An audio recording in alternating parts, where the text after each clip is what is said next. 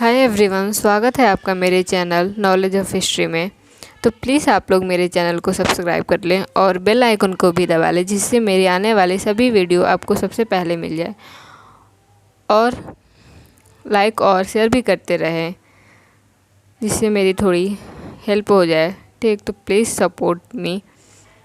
तो हम आज पढ़ेंगे सिंधु सभ्यता के निर्माता के बारे में। ठीक है, इसको 4 भागों में डिवाइड किया गया है: प्रोटो ऑस्ट्रेलाइड, भूमध्य सागरी, मंगोलायड और अल्पाइन। ठीक है, प्रोटो ऑस्ट्रेलाइड नर्तकी। ठीक, सिंधु सभ्यता के लोग भूमध्य सागरी हैं। ठीक, अब मंगोलायड में मोहनजोदड़ो से प्राप्त पुजारी की धड़ मिली है। ठीक, सिंधु सभ्यता का नामकरण कैसे हुआ है इसका, ये देखते हैं हम लोग। तो एएसआई की स्थापना हुई थी 1861 में। एएसआई की स्थापना कब हुई थी? 1861 ईस्वी में। ठीक, भारतीय पुरातत्व विभाग मतलब archaeological survey of India, ASI का फुल फॉर्म है ये, आर्कियोलॉजिकल सर्वे ऑफ इंडिया। ठीक, तो इसके एएसआई की स्थापना 1861 ईस्वी में हुई थी और एएसआई के पहले निदेशक जो थे वो थे अलेक्जेंडर कनिंघम। पहले निदेशक कौन थे एएसआई के? ठीक, आप लोग याद भी करते चल सकते हैं। एएसआई मतलब ए से आर्कियोलॉजिकल, ठीक, सर्वे ऑफ, आई से इंडिया, ऐसे सर्वे, और इसी को हिंदी में अगर कहेंगे तो भारतीय पुरातत्व विभाग। ठीक, हम लोग याद करते चलेंगे इसको। इसका नाम स्थापना हुआ था 1861 में और पहले निदेशक कौन थे? Alexander Cunningham. इन्होंने कब इसके पिछले क्लास में जैसे हम लोगों ने देखा था,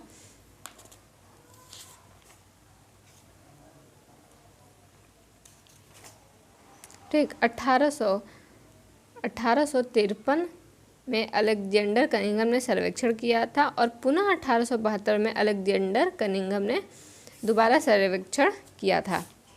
ठीक, और 1902 से 1928 ईस्वी तक जॉन मार्शल थे, ठीक, निदेशक एएसआई के, और आज़ादी के समय मार्टिमर व्हीलर थे जो आज़ादी के समय थे। 1924 ईस्वी में जॉन मार्शल ने लंदन में एक पत्र प्रकाशित कर सिंधु सभ्यता के बारे में बताया था। ठीक, 1924 ईस्वी में सर जॉन मार्शल ने लंदन में एक पत्र प्रकाशित किया था। ठीक, और उसमें ये बताया था कि सिंधु सभ्यता क्या है, उसका क्या है, ठीक है, इस सब के बारे में बताया था। और बुक नेम ये है मोहनजोदड़ो और सिंधु सभ्यता। ठीक, इसी बुक में इन्होंने इनका जॉन मार्शल का ये बुक है मोहनजोदड़ो और सिंधु सभ्यता, इंग्लिश में मोहनजोदड़ो एंड इंडस सिविलाइजेशन। ठीक है, इतना आगे समझ आप लोग को। सिंधु सभ्यता का नामकरण, ठीक, देखते हैं सिंधु सभ्यता का नामकरण कैसे हुआ था। सिंधु सभ्यता कहते हैं इसे, हड़प्पा सभ्यता भी कहते हैं इसे, कांस्य सभ्यता भी कहते हैं। कांस्य सभ्यता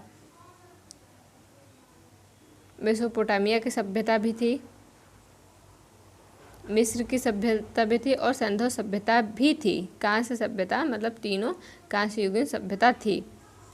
बृहत्तर सिंधु सभ्यता, ठीक, AR मुगल, सिंधु सरस्वती सभ्यता या घग्गर हाकरा संस्कृति, ठीक है, इसे भी ये कहा जाता है। और हिंडन सभ्यता यूनानी का ये है देन है। और हरियूपिया ये मिला है ऋग्वेद में। हरियूपिया कहाँ मिला है? ऋग्वेद में। सिंधु सभ्यता की उत्पत्ति के बारे में 2 मत हैं, विदेशी मत और स्वदेशी मत। विदेशी मत में हैं Kramer, D D Kosambi, Gordon Childe, John Marshall, Mortimer Wheeler और HD संकालिया। और जितने भी अगर आते हैं, आप बस विदेशी मत याद कर लें तो स्वदेशी मत खुद पे खुद याद हो जाएगा, क्योंकि अगर इनमें से नहीं रहेगा तो जो आएगा वो क्या हो जाएगा, एग्ज़ाम में सीधे टिक आप कर सकते हैं स्वदेशी मत पे। ठीक, ये देख लेंगे, एक याद कर लेते हैं, एक ऐसे याद हो जाएगा। ठीक है, विदेशी उत्पत्ति के समर्थकों का मानना था की सभ्यता की किरण सुमेरिया में प्रस्फुटित हुई और वहीं से वह मिस्र और सिंधु क्षेत्र में आई। विदेशी उत्पत्ति का समर्थकों मतलब इन क्रेमर, डिडकोसाम्बी, गार्डन चाइल्ड और जॉन मार्शल, इन लोगों का कहना ये था कि ये सभ्यता सुमेरिया में प्रस्फुटित हुई, मतलब ये सभ्यता सुमेरिया में स्थापित मतलब स्टार्ट हुई और वहीं से वह मिस्र और सिंधु क्षेत्र में आई थी। ठीक है, इन लोग का ये कहना था कि ये सुमेरिया में स्टार्ट हुई और धीरे धीरे फिर मिस्र में आई और फिर धीरे धीरे उसके बाद सिंधु क्षेत्र में आई थी। ठीक है, फिर क्या है, क्रेमर का देख लेते हैं, उन्होंने क्या कहा था। ठीक, ग्रामीण संस्कृति और हड़प्पा सभ्यता के बीच कोई साक्ष्य नहीं मिलता है। उन्होंने बोला कि ग्रामीण संस्कृति और हड़प्पा सभ्यता के बीच कोई साक्ष्य नहीं मिलता है। ठीक, सुमेरिया की सभ्यता से हड़प्पा सभ्यता का विकास हुआ था। इनका क्रेमर का कहना यह है कि सुमेरिया की सभ्यता से हड़प्पा सभ्यता का विकास हुआ था, जबकि ये गलत है, ये तो इन लोगों का मानना है। वैसे मार्टिमर व्हीलर ने भी ये कहा मेसोपोटामिया से तकनीक का आगमन हुआ था। ठीक, गार्डन चाइल्ड ने भी यही कहा है, स्वयं मेसोपोटामिया के लोग आए थे, मतलब सिंधु सभ्यता जो स्टार्ट हुई सिंधु क्षेत्र में, स्वयं मेसोपोटामिया के लोग आए थे जिससे यह विकसित वहाँ पे हुई। ठीक है, HD संकालिया का मानना है बलूचिस्तान क्षेत्र में, बलूचिस्तान का है पाकिस्तान में, बलूचिस्तान क्षेत्र में। ठीक है, बलूचिस्तान क्षेत्र में जिगुरत का मिलना सुमेरिया सभ्यता से सिंधु सभ्यता के उद्भव का प्रमाण है। इन लोग का ये कहना है कि मेसोपोटामिया या सुमेरिया की सभ्यता से ही सिंधु सभ्यता स्टार्ट हुई है। ठीक, समानता हम लोग देख लेते हैं, समानता से ही हम लोग को पता चल जाएगा कि कौन सी सभ्यता कहाँ से विकसित हुई, ठीक, और कहाँ से स्टार्ट हुई थी। समानता में एक तरफ सुमेरिया मैंने लिखा और एक तरफ सिंधु सभ्यता। फर्स्ट क्या है, कांस्ययुगीन सभ्यता। ठीक, दोनों में समानता ये है कि सुमेरिया की सभ्यता और सिंधु सभ्यता दोनों कांस्ययुगीन सभ्यता रही है। दोनों सभ्यता में ईंट का प्रयोग हुआ है। ठीक, दोनों ही नगरी सभ्यता है और ठीक दोनों में लिपि का प्रयोग हुआ है और चाक का भी प्रयोग दोनों सभ्यताओं में हुआ है। ठीक, इससे तो कोई कुछ निष्कर्ष नहीं निकलता कि क्या है। ठीक, आगे देखते हैं हम लोग अंतर। ठीक, सिंधु सभ्यता और मेसोपोटामिया। नगर pattern, chess board grid pattern. ठीक, नगर मतलब जो नगर थे पैटर्न टाइप में थे। ठीक, जैसे ऐसे पैटर्न जैसे मैंने ये बनाया है इस तरह पैटर्न टाइप में थे। ठीक, मेसोपोटामिया की सभ्यता बेतरतीब थे। ठीक, उसका कोई नहीं आकार नहीं ढांचा कुछ नहीं था, किस तरह की सभ्यता है, किस नगर बसाया गया था। तो इससे ये पता चल सकता है अगर यहाँ के लोग सुमेरिया के लोग अगर यहाँ आते तो यहाँ भी वैसे ही होता, लेकिन दोनों में अंतर साफ पता चल रहा है। ठीक, लिपि ब्रुस्टोफेदन या गोमुद्रिका पिक्टोग्राफिक लिपि थी यहाँ पे और यहाँ की लिपि थी किलाक्षर। ठीक, मुहर देखते हैं। सिंधु सभ्यता में मुहर थी चौकोर, ठीक, आयताकार और सेल खड़ी की बनी थी। मुहर यहाँ सेल खड़ी की बनी थी। ठीक, जो कि अपने आप में बहुत बड़ा है। यहाँ मुहर बेलनाकार, ठीक, मिट्टी की बनी है। ठीक है, यहाँ मिट्टी की बनी है तो यहाँ देखते हैं कि अगर मिट्टी की यहाँ बनी है और यहाँ सेलखड़े की बनी है तो ऑब्वियस सी बात है कि ये सभ्यता पहले विकसित हुई थी। ठीक है, ईंट ज़्यादातर प्रयोग पक्की ईंट हुआ है सिंधु सभ्यता में और यहाँ कच्ची ईंटों का प्रयोग हुआ है मेसोपोटामिया में। ठीक, मंदिर का अभाव और मंदिर पाया गया है। इसमें मंदिर गलत लिखा हुआ है, मंदिर ऐसे होता है।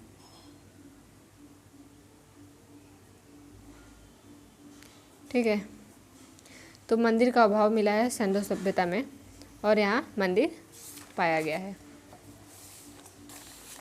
स्वदेशी मत देख लेते हैं हम लोग। स्वदेशी मत में है आलचिन दंपति, DP Agarwal, Fairservis, Romila Thapar, SR Rao और अमलानंद घोष। ठीक, अमलानंद घोष ने कहा सोथी संस्कृति जो कि राजस्थान में है, सोथी संस्कृति से हड़प्पा सभ्यता का विकास हुआ था।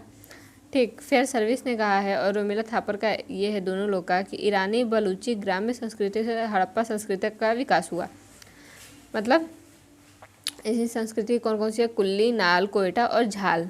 ठीक, ईरानी बलूची ग्राम्य संस्कृति से हड़प्पा संस्कृति का विकास हुआ था।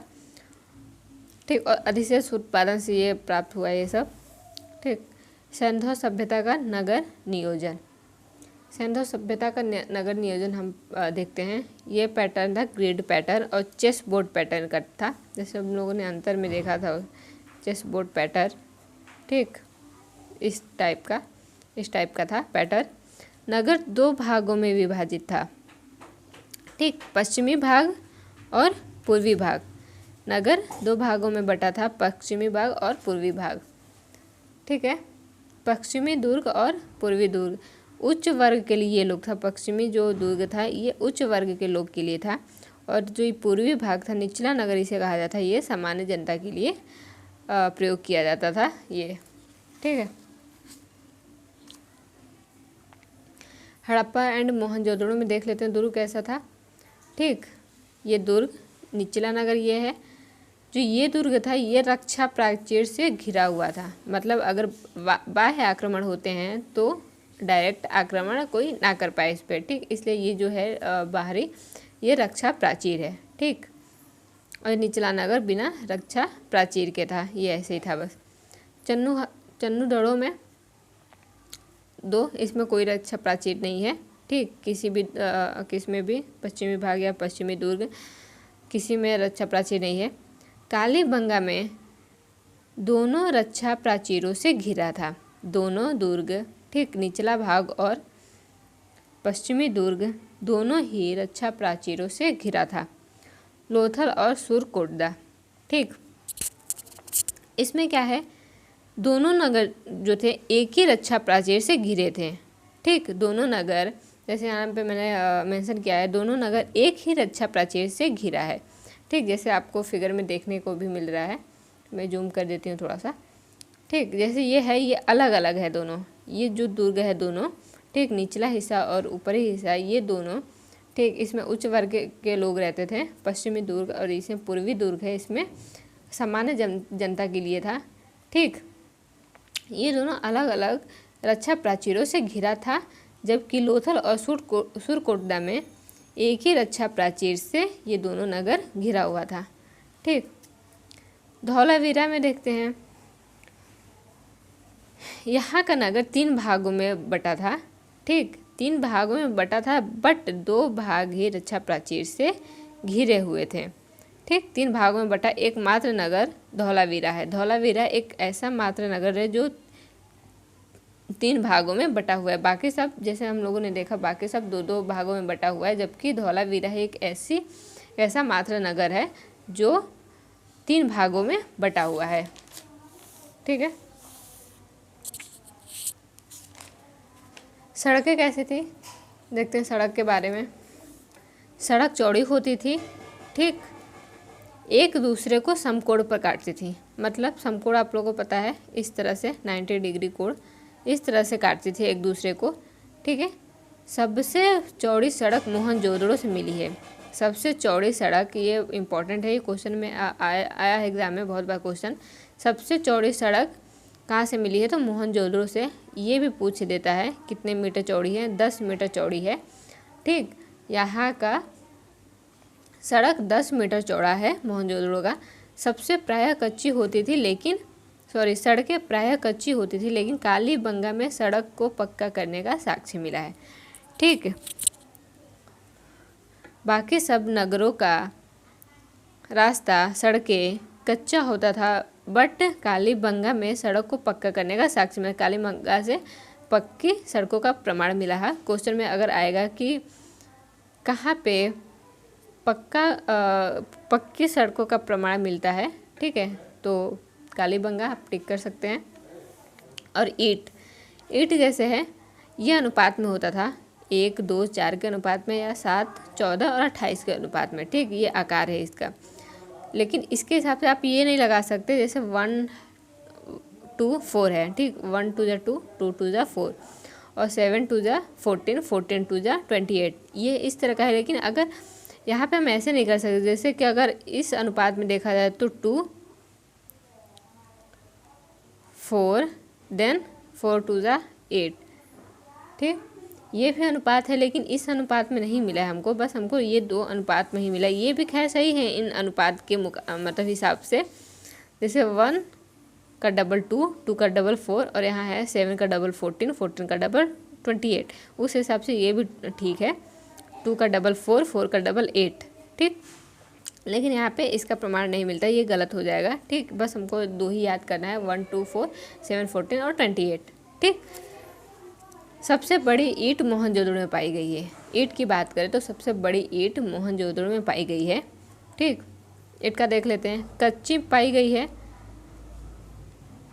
सड़क एंड रक्षा प्राचीर। पक्की ईंट है भवन निर्माण में। अलंकृत ईंट है कालीबंगा में। अलंकृत ईंट का अगर हम बात करें तो वो कालीबंगा में। वक्राकार ईंट है चंदूदड़ो में।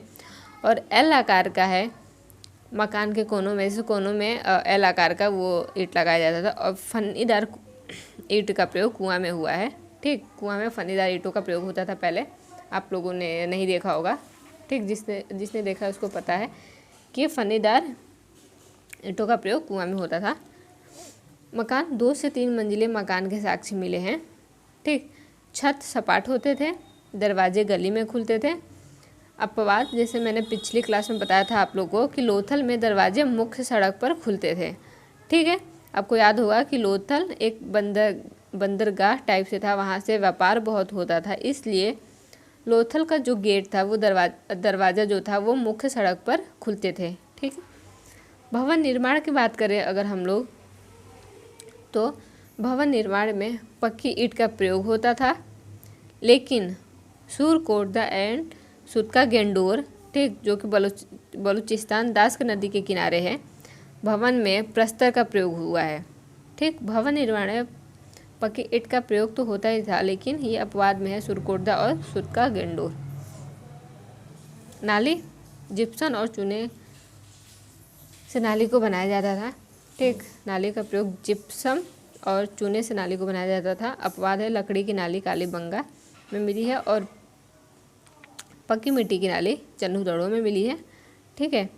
मोहनजोदड़ो से साहुल का साक्ष्य मिलता है, ठीक। साहुल जैसे मकान बनाने में जो मिस्त्री लोग यूज़ करते हैं, आप लोगों ने देखा होगा, ठीक। साहुल का प्रयोग होता है ये, ठीक, वो मकान बनाने में ये प्रयोग होता है। तो साहुल का प्रयोग कहाँ से मिला है? साहुल का साक्ष्य मोहनजोदड़ो से मिला है। आई होप आप लोगों को ये क्लास अच्छा लगा होगा। तो अच्छा लगा हो तो लाइक कर दें, ठीक, लाइक और सब्सक्राइब कर दें और प्लीज़ थोड़ा सपोर्ट भी कर दें। Thank you so much.